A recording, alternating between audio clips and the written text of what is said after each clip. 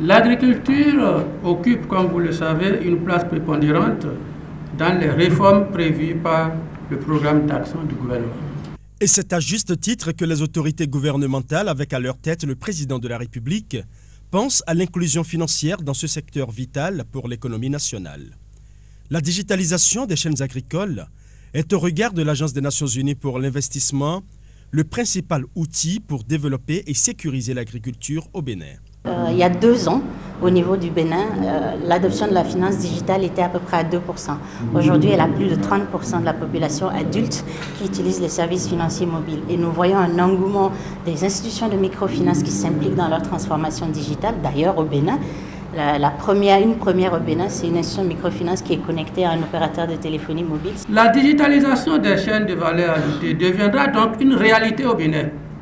Et les différents acteurs de la filière riz pourront, d'ici juin 2019, se féliciter de la capacité de pouvoir opérer assez facilement leurs transactions financières sans subir les multiples difficultés du mode actuel qu'est l'usage de la monnaie trébuchante.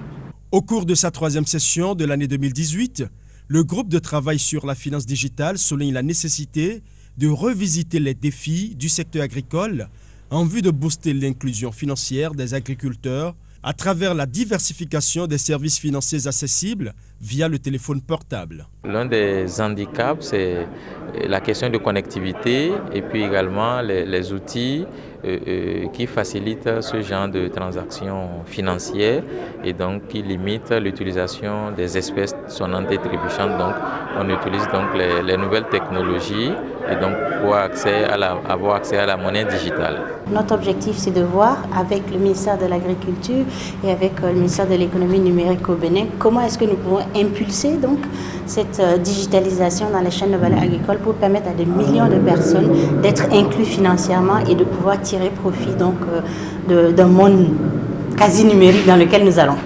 Avec ce processus enclenché, la dématérialisation des billets de banque prend corps dans le secteur agricole.